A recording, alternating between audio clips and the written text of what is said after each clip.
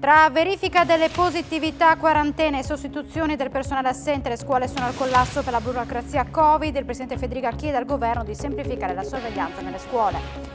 Paura questa mattina a Bagnarola di Sesto Arreghina, dove un incendio ha distrutto un'abitazione. All'interno c'era un quindicenne impegnato con la DAD, si è messo in salvo da solo e ha chiamato i soccorsi.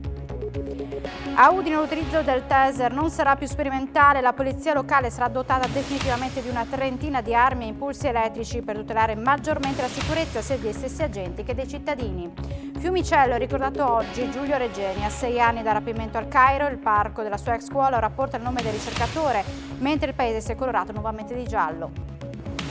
Omologato il risultato della gara contro l'Atalanta, secondo il giudice sportivo la gara risulta essersi giocata secondo i canoni della più completa regolarità, respinto dunque il ricorso dell'Udinese.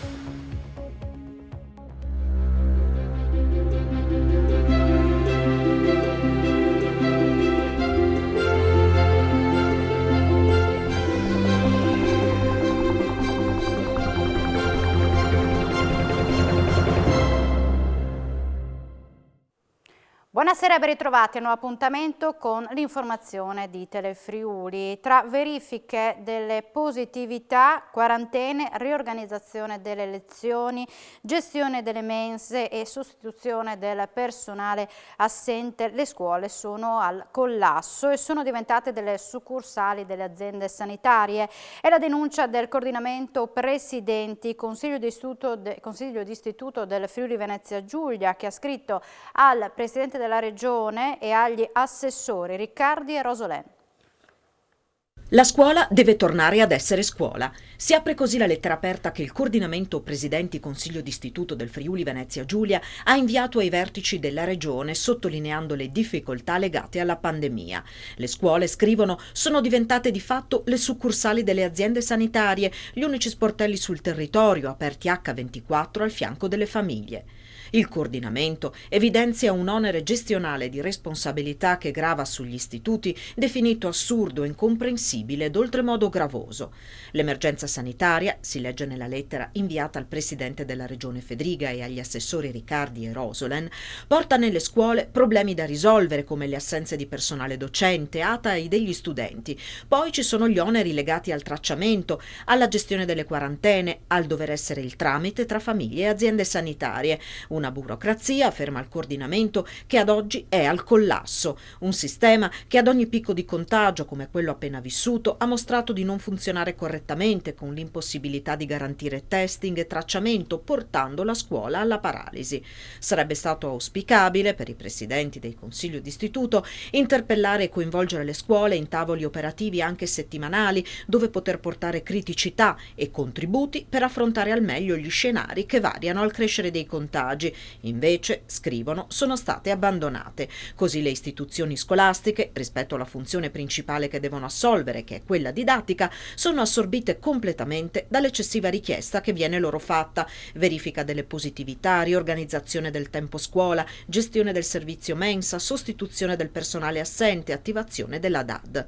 Le procedure per la gestione dei contatti e le quarantene nelle scuole primarie, segnala ancora il coordinamento, ha poi imposto una didattica in presenza a singhiozzo con moltissime assenze, tempo scuola che difficilmente verrà risarcito. Ancora una volta, termina così la lettera aperta, bambini e ragazzi pagano un prezzo altissimo a causa di questa emergenza sanitaria. Facciamo in modo che la scuola possa tornare ad essere scuola e a fare scuola nelle migliori condizioni possibili. Va semplificata la sorveglianza nelle scuole per non interrompere continuamente l'attività didattica in presenza. È opportuno tenere in isolamento solo gli studenti positivi sintomatici. Sono le parole del governatore Massimiliano Fedriga, che in qualità di presidente della Conferenza delle Regioni invita a guardare al futuro e procedere rapidamente verso una normalizzazione della situazione che consenta una ripresa più ordinata e il rilancio del nostro Paese. Fedriga ha parlato al termine della riunione dei governatori oggi a Roma, Questi, ha detto, gli obiettivi che ci siamo posti oggi, che sono alla base di una posizione che i presidenti della Regione hanno condiviso in modo unanime: superare definitivamente il sistema a colori delle zone di rischio, assieme all'esigenza che la sorveglianza sanitaria sia riservata ai soggetti sintomatici, ha precisato Fedriga, rappresentano i caposaldi di un documento che sarà inviato al governo e che sarà una piattaforma imprescindibile per il futuro confronto fra l'esecutivo e le regioni. La quarta ondata Covid non molla la presa sul Friuli Venezia Giulia. Oggi nella nostra regione sono emersi 4.608 nuovi contagi totali, circa 63.000 le persone in isolamento, 18 le persone infettate e decedute nelle ultime 24 ore, 11 pazienti in più rispetto a ieri, 42 in terapia intensiva più 2 rispetto a lunedì, mentre i pazienti ospedalizzati in altri reparti sono 474, più 9 rispetto a ieri. Nel dettaglio, su 8.478 tamponi molecolari sono stati rilevati 955 nuovi contagi, con una percentuale dell'11,26%. Sono inoltre 23.667 test rapidi antigenici realizzati, dai quali sono stati rilevati 3.653 casi, il 15,43%. Per quanto riguarda l'andamento della diffusione del virus tra la popolazione, la fascia d'età più colpita rimane quella tra i 0 e i 19 anni, con il 24,22% dei contagi. La Procura di Trieste ha aperto un fascicolo per verificare l'applicazione delle sospensioni dei sanitari non vaccinati, acquisendo gli elenchi di Asugi e ordini professionali. A Udine e Pordenone invece la magistratura al momento non si è mossa. La possibilità che ci siano sanitari non vaccinati e non ancora sospesi finisce nel mirino della Procura, in particolare quella di Trieste, guidata da Antonio De Nicolo, che ha aperto un fascicolo, anche se al momento non sono state formulate ipotesi di reato, per verificare che le normative siano state pienamente applicate all'interno dell'ambito dell'azienda sanitaria universitaria Giuliano Isontina, dove si contano oltre 200 sospensioni tra medici, infermieri e OSS, per i quali vige l'obbligo vaccinale. Asugi sta collaborando appieno con la magistratura, che ha acquisito gli elenchi da azienda sanitaria e ordini professionali, ai quali ora aspetta il compito della sorveglianza. Diverso il discorso per le procure di Udine e Pordenone, che al momento non hanno risultanze di omissioni in tal senso e che dunque non si sono mosse su questo fronte per quanto riguarda i provvedimenti adottati dalle aziende sanitarie del Friuli centrale e del Friuli occidentale, interessate anch'esse da circa 200 sospensioni ognuna. Nella destrattagliamento, tuttavia, recentemente non sono mancate segnalazioni, anche dalla politica regionale, che chiedeva chiarezza circa la possibilità che ci fossero operatori sanitari impiegati nonostante in possesso del solo Green Pass base, un'eventualità che comunque non è ancora finita, per ora sul tavolo della Procura pordenonese. Incendio questa mattina a Bagnarola di Sesto al Reghena, un'abitazione è andata completamente distrutta, le cause sono ancora al vaglio degli inquirenti. Un incendio di vaste proporzioni ha distrutto questa mattina un'abitazione a Bagnarola di Sesto al Reghena. Le cause sono al vaglio dei vigili del fuoco intervenuti con più squadre provenienti da San Vito a Tagliamento, Pordenone e Maniago, insieme alla polizia locale e ai carabinieri di Cordovado. In via Sacile si sono vissuti attimi di paura. L'incendio, che divampato poco prima delle 12, nel giro di pochi minuti ha avvolto l'intera struttura. All'interno in quel momento c'era il figlio dei proprietari che improvvisamente si è accorto che era saltata la corrente. Quando è uscito da casa ha notato le fiamme che stavano già bruciando il tetto in legno e un furgone parcheggiato nel cortile vicino ad una legnaia. Il ragazzino a quel punto ha chiamato i genitori, proprietari della fioreria che si trova in centro a Bagnarola, che sono subito accorsi in suo aiuto. Non hanno potuto però fare molto se non chiamare i vigili del fuoco. I pompieri hanno lavorato diverse ore prima di domare completamente le fiamme. L'abitazione è andata completamente distrutta e è stata resa inagibile. Non ci sono stati feriti, se non un vigile del fuoco, soccorso da personale del 118, che si è probabilmente slogato un piede durante le operazioni di spegnimento. Una tragedia che non assolve nessuno, ma il modello scuola-lavoro non si discute. Così l'assessore regionale alla formazione e lavoro, Alessia Rosoleni, interviene sulle polemiche divampate dopo la drammatica morte in un'azienda di Lauzacco del 18enne Lorenzo Parelli. È una tragedia che ha colpito tutti, che non assolve nessuno, l'ho detto ho avuto modo di dirlo più volte in questi giorni. Parti datoriali, enti di formazione, istituzioni scolastiche, parti sociali, sono tutti inseriti all'interno dello stesso contesto. Tutti quanti abbiamo il dovere della verifica, del controllo, della verifica della serietà e di tutto il tema legato alla sicurezza nel mondo del lavoro, ma in questo caso non si tratta di mancanza di elementi conoscitivi da parte del ragazzo e non si tratta in alcun modo di mettere in discussione un modello che in questa regione funziona sicuramente da più di 40 anni, funziona bene, possiamo conoscerli, ma funziona perché garantisce a chi ha l'intelligenza nelle mani, ed è una bellissima frase di Don Bosco, di entrare immediatamente a contatto col mondo del lavoro.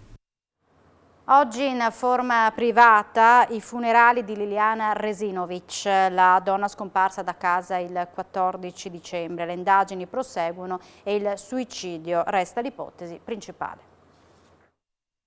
Una cerimonia ristretta, poco meno di 30 persone, nel cimitero di Sant'Anna. L'addio a Liliana Resinovic è rimasto sospeso in attesa di capire come sia morta la donna scomparsa di casa il 14 dicembre, il cui corpo è stato trovato solo il 5 gennaio. Andare al funerale della tua donna, della tua vita, è la cosa più peggio che ti possa capitare. Guarda, non sto neanche in piedi, scusami. La bontà, la generosità, la bontà. La grande bontà della persona. Adesso fate una preghiera anche voi per lei. La Procura della Repubblica, guidata da Antonio De Nicolo, e la squadra mobile stanno lavorando nel silenzio del rinato segreto istruttorio e in questo senso la pista del suicidio resta quella più probabile. La verità verrà fuori da sola. Ormai sono molto vicino, ho saputo che sono molto vicini. E adesso speriamo che la polizia ci dica cosa è successo. Qualcuno, forse il secondo uomo nella vita di Resinovic, Claudio Sterpin, ha lasciato un cartello e proprio Sterpin ha detto che a breve si scoprirà la realtà. Il marito però ancora una volta ha rigettato ogni possibile voce di un loro imminente addio. Qualcuno dovrà rispondere di questo, di diffamazione e di sua responsabilità.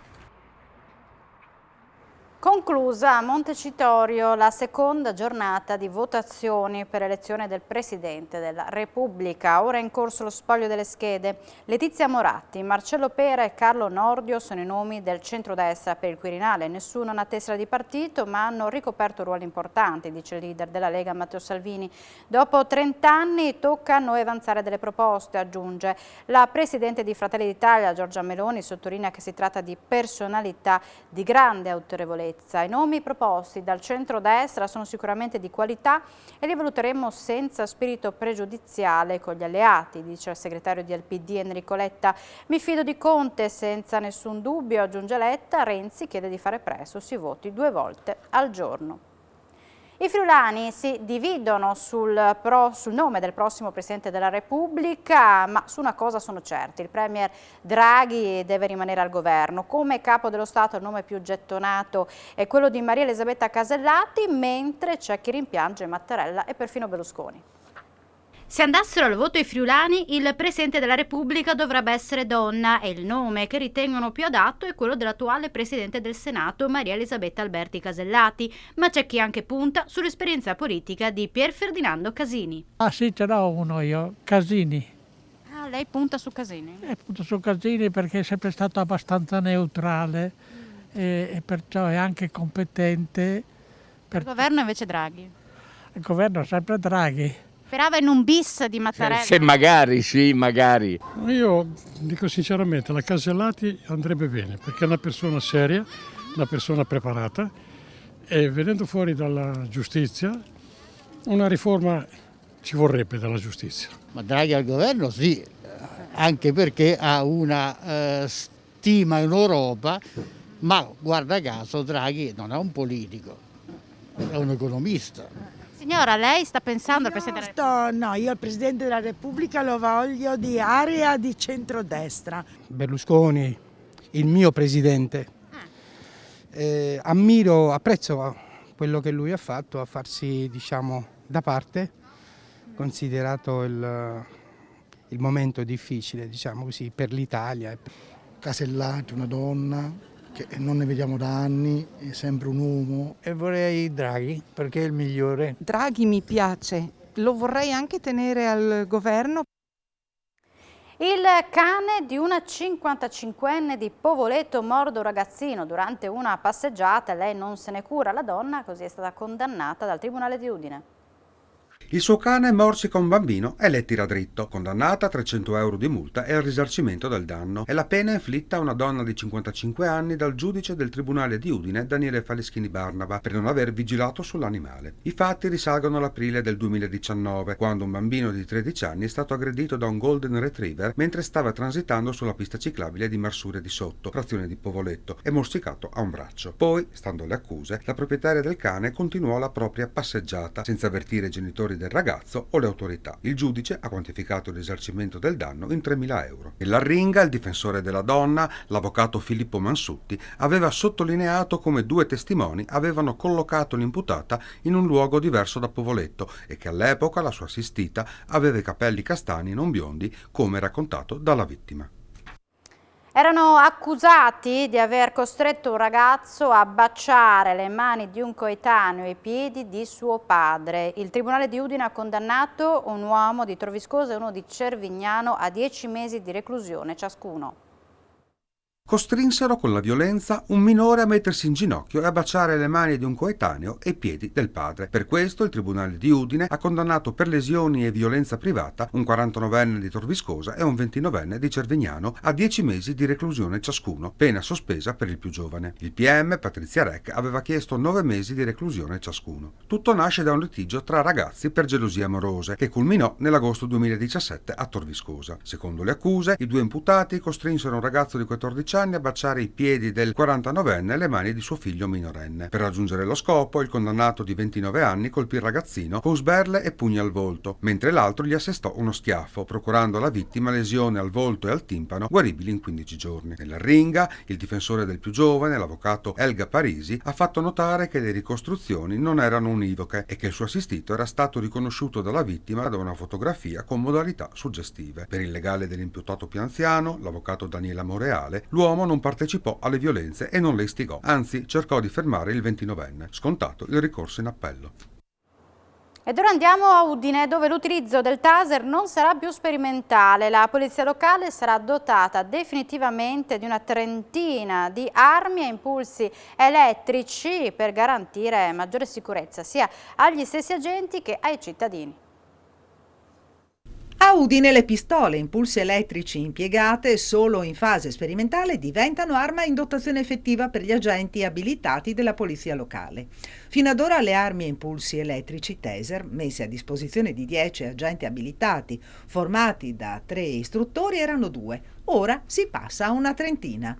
Dopo la sperimentazione avvenuta l'anno scorso abbiamo deciso di dotare in via definitiva la nostra polizia locale di questo strumento, ovviamente a partire da coloro che svolgono la loro attività all'esterno, nell'attività di pronto intervento e di controllo del territorio. Questa è un'altra dimostrazione di quanto questa amministrazione tenga alla propria polizia locale, tenga alla materia della sicurezza. Questo è uno dei tanti interventi, penso ad esempio alla dotazione di altri strumenti, ma anche al presidio di via Leopardi, penso all'unità cinofila, insomma gli investimenti che l'amministrazione Fontanini ha fatto in materia di sicurezza e per la polizia locale sono veramente investimenti importanti. Ovviamente sia la fase sperimentale che la fase di dotazione definitiva è preceduta da una fase di formazione, però all'incirca si tratterà di una trentina di agenti che verranno dotati di questa arma, che peraltro viene utilizzata in tantissimi stati in giro per il mondo e viene utilizzata normalmente anche dalle forze di polizia dello Stato in altre regioni. La Regione ha messo a disposizione 15 milioni di euro con la legge di stabilità per investimenti a favore del COSEF e per il recupero di capannoni entro il perimetro di complessi produttivi e degradati. Oggi l'assessore alle attività produttive Bini ha convocato i rappresentanti di industria e artigianato per un confronto sull'utilizzo dei fondi. Confronto tra l'assessore regionale alle attività produttive Sergio Emidio Bini, i rappresentanti di Confartigianato, API, COSEF, Cluster Legno Arredo e Industrie per definire le modalità di utilizzo di 15 milioni di euro che la Regione ha messo a disposizione con la legge di stabilità. Sono 2 canali di investimento, il primo di 6,5 milioni di euro per finanziare il consorzio di sviluppo per l'area del Friuli per la creazione di un luogo fisico di alta innovazione e sperimentazione nel settore del legno arredo, e l'altro di 8,5 milioni per attivare il fondo regionale per la riqualificazione produttiva sostenibile, istituito per finanziare l'esecuzione di interventi di recupero di capannoni entro il perimetro di complessi produttivi degradati. Noi abbiamo 2 macro aree, mi riferisco alla zona dell'Ausacorn, mi riferisco a tutta l'area, il vecchio triangolo della Sedia, quindi Cividalese e Manzanese, che hanno delle potenzialità di sviluppo enorme. Guardate, trainavano anni fa l'economia proprio del Friuli Venezia Giulia. Noi come giunta regionale ci stiamo adoperando in maniera concreta al fine di un rilancio degli stessi. La condivisione per quanto riguarda gli indirizzi di intervento sul territorio alla base dello sviluppo di idee innovative che partono dalla ricerca avanzata è il commento di alcuni dei partecipanti all'incontro promosso dalla Regione. Oggi è una data importante perché abbiamo conosciuto qual è l'entità delle risorse messe a disposizione per la rigenerazione del territorio e per i nuovi investimenti, quindi abbiamo assieme alle categorie abbiamo portato avanti quelli che sono le nostre aspettative e insieme troveremo un percorso progettuale. Si intravede anche la grande possibilità di creare un hub tecnologico a supporto delle imprese per dare una progettualità anche nel mondo del design industriale, con particolare declinazione nel mobile arredo. L'arredo decisamente oltre che verso un nuovo slancio, sicuramente in un percorso che, se dobbiamo dire da una parte, certamente è stato faticoso negli ultimi 2 anni, causa pandemia, causa Covid, ma un percorso di rinnovamento che era già iniziato per il comparto dell'arredo, che guarda tutte le fasi di ricrescita e di rivalorizzazione di quelle che sono le produzioni del nostro territorio. Il porto di Trieste si conferma ancora al primo scalo in Italia per movimentazione delle merci nel 2021. Nonostante il Covid e le proteste, il porto di Trieste e quello di Monfalcone anche nel 2021 registrano numeri importanti, con un recupero sul 2020 condizionato in maniera ancora più pesante dalla pandemia. Trieste ha recuperato il 2,23% dei volumi, con più di 55 milioni di tonnellate di merci movimentate, il 50% dei container e il 41% dei semirimorchi verso l'Europa centro-orientale. Inoltre ha usato i servizi intermodali. Prendendo in esame i settori merceologici, spicca il dato relativo al genere cargo, quindi Ro-Ro e container, in crescita dell'8,19%. Nel 2021 inoltre il comparto Ro-Ro ha confermato un andamento di crescita sostenuta con un più 25,57%, che indica il record storico assoluto. L'autostrada del mare con la Turchia ha raggiunto 763 toccate rispetto alle 569 dell'anno precedente. I container hanno registrato una flessione del 2,24%, ma è legato anche al blocco del canale di Suez, oltre ovviamente alla pandemia e alle manifestazioni. In piena ripresa anche il porto di Monfalcone, che lo scorso anno ha registrato una movimentazione complessiva pari a 3.279.000 tonnellate, con un più 11,4%. Il presidente Zeno D'Agostino ha ringraziato i lavoratori degli scali di Trieste e Monfalcone. I dati ci restituiscono la fotografia di un sistema portuale dinamico in continua trasformazione, sempre meno dipendente dalle rinfuse liquide e sempre più green. Aumentano i consumi elettrici in Friuli Venezia Giulia a dicembre, secondo le analisi di Terna. Il dato è in crescita del 6,4% rispetto a dicembre 2020 e del 7,9% rispetto allo stesso mese del 2019. Nel periodo considerato, la domanda elettrica regionale è stata coperta da fonti di energia rinnovabile per il 23%. La crescita, informa una nota, è confermata anche a livello industriale. L'indice IMCEI elaborato da Terna, che prende in esame e monitora in maniera diretta i consumi industriali di circa 1.000 clienti cosiddetti energivori connessi alla rete di trasmissione elettrica nazionale, ha fatto registrare in Friuli Venezia Giulia un aumento del 13,3% rispetto a dicembre 2020. In aumento, aggiunge Terna, in confronto allo scorso anno. I comparti di cemento, calce e gesso, ceramiche e vetrarie e trasporti, stabile la crescita dei settori siderurgia e legno e mobilio. Pensioni più alte per oltre 350.000 cittadini del Friuli Venezia Giulia. 34 euro mensili per una pensione da 2.000 euro lordi, 17 per una da 1.000 per salire a 42 euro mensili per gli assegni da 2.500 euro, 48 per quelli da 3.000 euro sempre lordi. Sono gli aumenti anch'essi all'ordo delle ritenute fiscali che hanno diritto tutti i pensionati italiani a partire dal 1 gennaio di quest'anno, in virtù della rivalutazione dei trattamenti previdenziali all'inflazione. A beneficiarne circa 16 milioni di pensionati di tutte le gestioni e oltre 350.000 in Friuli Venezia Giulia, con incrementi che riconoscono la piena rivalutazione all'inflazione, con aumenti dell'1,7% per tutte le pensioni fino a quasi 2.100 euro lordi. Come chiedevamo da anni, spiega Roberto Treu, segretario generale dello SPI CGIL Friuli Venezia Giulia, sono stati introdotti scaglioni di perequazione che non solo garantiscono il pieno adeguamento all'inflazione per gli assegni fino a 4 volte alla pensione minima, vale a dire fino a 2.095 euro lordi, ma tutelano maggiormente il potere di acquisto anche per le pensioni di importo superiore. Un passo in avanti importante per tutti i pensionati, conclude Treu, duramente colpiti e purtroppo con effetti permanenti nel tempo, dal blocco della perequazione nel biennio 2012-2013 e della sua limitazione negli anni successivi. Fiumicello ha ricordato oggi il suo Giulio Regeni con una giornata interamente dedicata a lui, a 6 anni dal giorno del rapimento. Da oggi il parco della sua ex scuola porterà il suo nome, mentre il paese si è colorato nuovamente di giallo. Fiumicello ha ricordato per il 6º anno consecutivo la scomparsa del suo Giulio Regeni. Quest'oggi l'intera comunità si è riunita per chiedere ancora una volta verità sulla morte del giovane ricercatore friulano ucciso in Egitto nel 2016. Dapprima con l'intitolazione del parco scolastico, la giornata è proseguita con una maratona di letture che ha animato le vie della città. Nel pomeriggio in sala Bison numerosi attori, attivisti, personaggi dello spettacolo si sono ritrovati online per esprimere un pensiero. A concludere la serata un flash mob alle 19:41, ora da cui di Giulio non si è più saputo nulla. Abbiamo ad un pomeriggio di una giornata ha visto nascere nuove iniziative. Innanzitutto questa mattina abbiamo inaugurato ufficialmente del Parco Regeni e questa mattina si è svolta una maratona di lettura, una nuova iniziativa pensata proprio per valorizzare e abitare quelle che sono le panchine gialle. E non avevo dubbi che ci fosse sempre questa vicinanza e questa solidarietà. Presente anche il presidente della Federazione Nazionale della Stampa Italiana, Beppe Giulietti, che insieme all'Ordine dei Giornalisti, articolo 21, ha consegnato un premio speciale alla famiglia Regeni. Un premio alla famiglia tutta, agli avvocati e al Consiglio Comunale dei Giovani. Ed è un premio per una ragione particolare, che si prendono cura della vita degli altri, che chiedono verità e giustizia anche per i Giulio e le Giulie d'Egitto.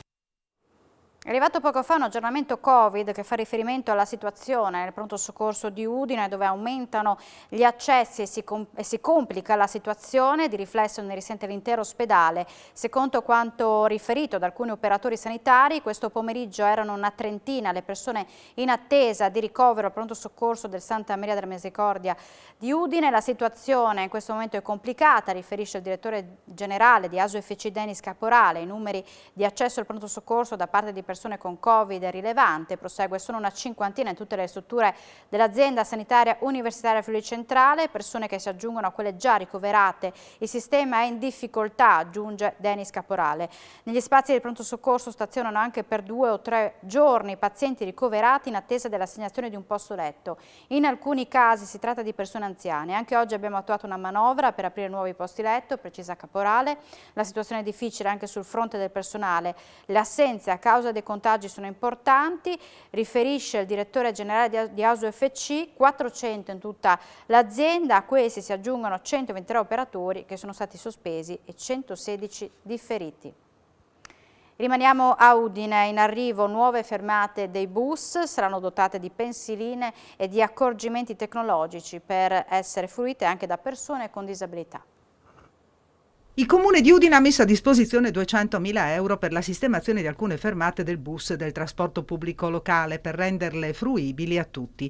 Nelle aree di fermata sono previsti interventi di manutenzione straordinaria con installazione di nuove pensiline e opere di sistemazione della pavimentazione, con l'innalzamento della quota di calpestio della fermata per ridurre le pendenze delle rampe automatiche dei mezzi di trasporto. In queste fermate rifacciamo il percorso tatilo-plantare, quindi per i disabili, i portatori di handicap, ma anche per le persone anziane, e oltre a questo rifacciamo anche le banchine, proprio per poter fare in modo che queste fermate siano messe in sicurezza. Quanti soldi vi aspettate adesso dal PNRR per fare degli interventi cittadini? Abbiamo presentato progettazioni, quindi i 20 milioni della riqualificazione e rigenerazione, stiamo attendendo il finanziamento, siamo pronti per presentare progetti per un'altra decina di milioni, chiaramente divisi tra riqualificazione energetica, ciclabilità, opere di riqualificazione di giardini storici e tutto quello che rientrano nei bandi. Un aggiornamento per quanto riguarda le operazioni di spoglio in Parlamento per l'elezione del Presidente della Repubblica. Il parlamentare friulano Renzo Tondo risulta al momento tra i più votati con 17 voti. Prima di lui Paolo Maddalena con 35 preferenze e Sergio Mattarella con 34. Ettore Rosato ha ottenuto 13 voti.